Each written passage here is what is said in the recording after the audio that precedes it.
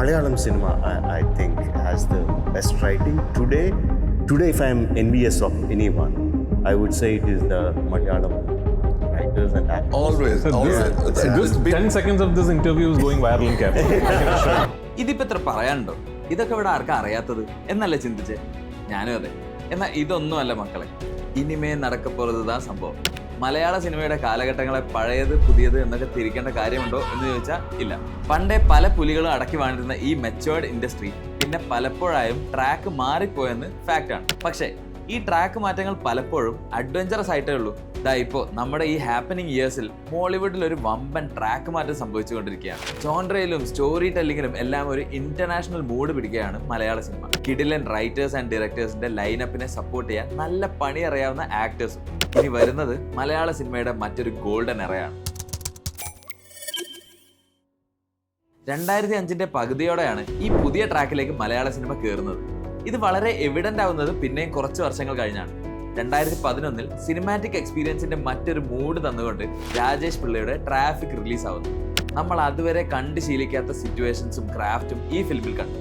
ഇതിനു ശേഷമാണ് അൻവർ റഷീദ്, അഞ്ജലി മേനോൻ പാർട്ട്ണർഷിപ്പിൽ വന്ന ഉസ്താദ് ഹോട്ടലും നിവിൻ പോളിയുടെ തട്ടത്തിൻ മറയത്തുമൊക്കെ മലയാള സിനിമയുടെ ഗ്ലാമർ കൂട്ടിയത്. അതിനൊക്കെ ശേഷമാണ് ചെറിയ ബജറ്റ് സിനിമകൾ മാത്രം സ്വപ്നം കണ്ടു നടന്ന മലയാളിക്ക് ബിഗ് ബജറ്റും സെറ്റാക്കാം എന്ന് മനസ്സിലാക്കാൻ ഒരു പടം വരുന്നത്. ദൃശ്യം ഏതാ റേഞ്ച് എന്ന് എടുത്തു പറയാതെ തന്നെ അറിയാലോ. പിന്നെ വന്ന പ്രേമം സൗത്തിലെ മുഴുവൻ ഓഡിയൻസിനെയും കയ്യിലെടുത്ത് ചിത്രം പണം വാരി.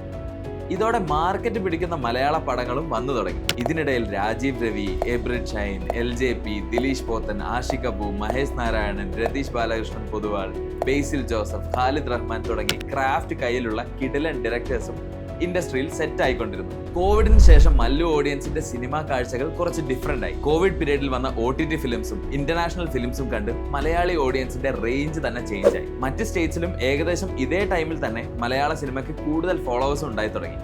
2024 മലയാള സിനിമയുടെ സുവർണകാലം എന്ന് ടാബ്ലോയിഡുകൾ വിശേഷിപ്പിച്ച ഒരു വർഷമാണ്.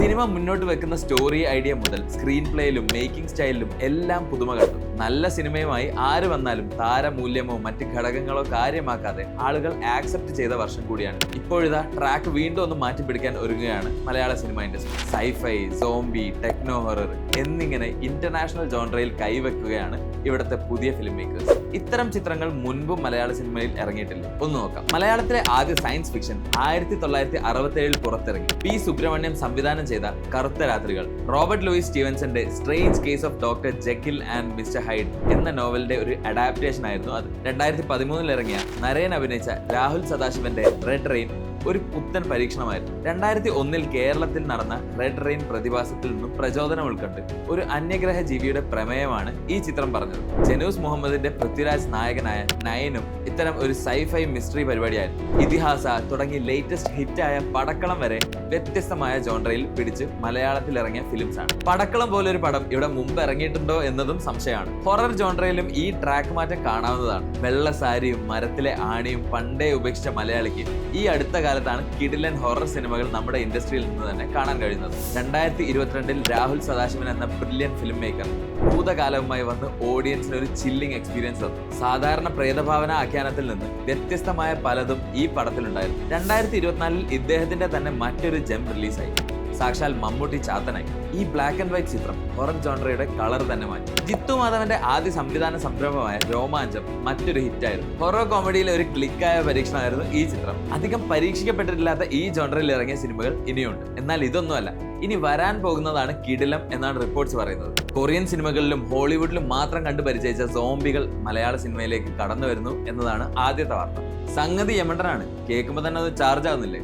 ഗഗനാചാരി എന്ന സൈഫൈ പടം നമ്മൾ എല്ലാവരും കണ്ടതാണ്. ഈ മൂവിയുടെ ഡയറക്ടർ അരുൺ ചന്തുവിന്റെ നെക്സ്റ്റ് പ്രോജക്ട് ഒരു സോംബി പടമാണ്.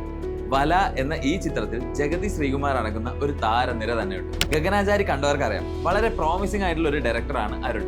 ഇതുവരെ നമ്മൾ കാണാത്ത തരത്തിലുള്ള ഒരു കിടിലൻ സോംബി മൂവി തന്നെ എക്സ്പെക്ട് ചെയ്യാം. ആൽബി പോളിന്റെ ഡയറക്ഷനിൽ ഇറങ്ങാനിരിക്കുന്ന മറ്റൊരു സോംബി ബേസ്ഡ് പടമാണ് മഞ്ചേശ്വരം മാഫിയ. ഇതൊരു സോംബി കോമഡി ചിത്രമാണെന്നാണ് അറിയാൻ കഴിഞ്ഞത്. ജോർജ് കോരയുടെ ഡയറക്ഷനിൽ ഒരുങ്ങുന്ന വേറൊരു സോംബി പടമാണ് ജാംബി. ഇതും ഒരു പുത്തൻ പരീക്ഷണത്തിന്റെ രസം മല്ലു ഓഡിയൻസിന് നൽകുമെന്ന് പ്രതീക്ഷിക്കാം. ഹൊറർ ജോൺറയിലെ മൂവി ലൈനപ്പും വളരെ പ്രോമിസിംഗ് ആണ്.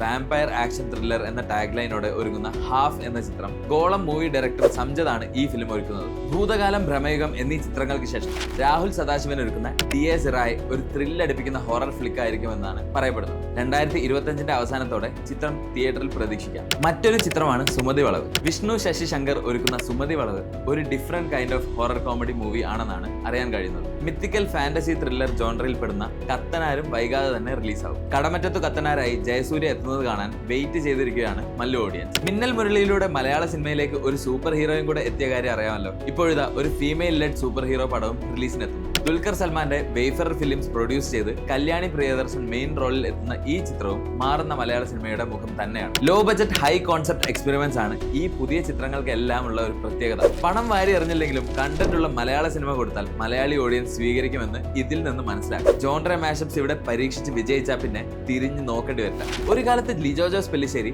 സിനിമയെ മറ്റൊരു ഫോർമുല കൊണ്ട് മാറ്റി എഴുതിയത് നമ്മൾ കണ്ടതാണ്. ഏതാണ്ട് അതിന്റെ മറ്റൊരു വേർഷനാണ് കൃഷാന്ത് എന്ന വിഷണറി ഡയറക്ടർ പിടിക്കുന്നത്. ആവാസവ്യൂഹം, പുരുഷപ്രേതം എന്നിങ്ങനെ നമ്മൾ കണ്ടു പരിചയിച്ചിട്ടില്ലാത്ത തരത്തിലുള്ള ഒരു ക്രാഫ്റ്റ് ഈ നവ സംവിധായകനുണ്ട്. കൃഷാന്തിന്റെ റിലീസ് വെയിറ്റ് ചെയ്തിരിക്കുന്ന ഫിലിമായ സംഘർഷഘടന ഫിലിം ഫെസ്റ്റിവൽസിൽ വലിയ ക്രിട്ടിക് അപ്രിസിയേഷൻ നേടിയിരുന്നു. മാറുന്ന മലയാള സിനിമയുടെ ഭാഗമായി ഇത്തരം ചില ഡയറക്ടേഴ്സും ഇവിടെ പ്രോമിനന്റ് ആയി വരുന്നുണ്ട്. ജോൺറെ കൊണ്ടും എക്സിക്യൂഷൻ കൊണ്ടും യുണീക്കായി നിൽക്കുന്ന മറ്റേതെങ്കിലും മലയാള സിനിമകളുണ്ടോ? റിലീസ് ആയതോ ആവാൻ പോകുന്നതോ ഏതായാലും മതി. അറിയാവുന്നവർ കമന്റ് ചെയ്യും. നിങ്ങൾ ഏത് പടം കാണാനാണ് ഏറ്റവും കൂടുതൽ വെയിറ്റ് ചെയ്യുന്നത് എന്നുള്ള കാര്യവും പറയാൻ മറക്കണ്ട. അപ്പൊ പറയാനുള്ളത് ഇത്രയേ ഉള്ളൂ. മലയാള സിനിമയുടെ സീൻ മൊത്തത്തിൽ മാറുകയാണ്. അനുരാഗ് കശ്യപ് പറഞ്ഞതുപോലെ ലോക നിലവാരത്തിൽ മലയാള സിനിമ മാറുന്നതിന്റെ പ്രധാന കാരണം ഇവിടുത്തെ സെൻസിബിൾ ഓഡിയൻസ് തന്നെയാണ്. ബിഗ് ബജറ്റ് പടങ്ങൾ എടുത്ത് ഫ്ലോപ്പ് ഇൻഡസ്ട്രി ആയി മാറിക്കൊണ്ടിരിക്കുന്ന ബോളിവുഡിന് മുകളിലാണ് ക്രാഫ്റ്റിന്റെ കാര്യത്തിൽ ഇന്ന് മലയാള സിനിമയുടെ സ്ഥാനം. ഇതുവരെ കാണാത്ത തരം പടങ്ങൾ ഇനിയും വരട്ടെ. കണ്ടാസ്വദിക്കാനും കണ്ടുപഠിക്കാനും അതിലൂടെ മലയാള സിനിമയുടെ പോപ്പുലാരിറ്റി അന്യഭാഷയിലേക്കും വളരാൻ കഴിയട്ടെ. ഒരു മിനിറ്റ് പോകാൻ വരട്ടെ. ഇത്രയും പടങ്ങളൊക്കെ ഇറങ്ങാനുണ്ട്. നിങ്ങളൊക്കെ ഈ കാശുണ്ടോ? വല്ലതൊക്കെ സേവ് ചെയ്ത് വെച്ചിട്ടുണ്ടോ? സേവ് ചെയ്ത് വെച്ചിട്ടില്ലെങ്കിൽ ഞാൻ നിങ്ങൾക്ക് ജാർ ആപ്പിനെ കുറിച്ച് പറഞ്ഞുതരാം. സിമ്പിൾ ആയിട്ട് പറയുകയാണെങ്കിൽ നിങ്ങൾ ഒരു ഓട്ടോ പേ സെറ്റ് ചെയ്ത് വെക്കുകയാണെങ്കിൽ ഡെയിലി 10 രൂപ മുതൽ നിങ്ങളുടെ അക്കൗണ്ടിൽ നിന്നും നിങ്ങൾ സെറ്റ് ചെയ്യുന്ന ഒരു തുക ജാറിന്റെ അക്കൗണ്ടിലേക്ക് ഇങ്ങനെ ട്രാൻസ്ഫർ ആയിക്കൊണ്ടിരിക്കും. അങ്ങനെ അക്യുമുലേറ്റ് ആവുന്ന പൈസ ഗോൾഡിനകത്താണ് സേവ് ആവുന്നത്. ഇത് നിങ്ങൾക്ക് ക്യാഷ് ആയിട്ടോ ഗോൾഡ് ആയിട്ടോ അല്ലെങ്കിൽ ജ്വല്ലറി ആയിട്ടോ വിത്ഡ്രോ ചെയ്തെടുക്കാൻ പറ്റും. പിന്നെ ജാർ ആപ്പ് സേഫ് ആണോ എന്ന് ചോദിക്കുന്ന ആൾക്കാരുടെ ഓൾറെഡി 2 കോടിയുടെ മേലെ ഇന്ത്യൻസ് ഇത് യൂസ് ചെയ്യുന്നുണ്ട്. പിന്നെ നിങ്ങൾക്ക് ആപ്പ് സ്റ്റോറിലും പ്ലേ സ്റ്റോറിലും ഒക്കെ അവൈലബിൾ ആണ്. അപ്പോൾ പെട്ടെന്ന് തന്നെ ചെക്കൗട്ട് ചെയ്തോ ജാർ ആപ്പ്. സേവിങ്സും തുടങ്ങിക്കോ.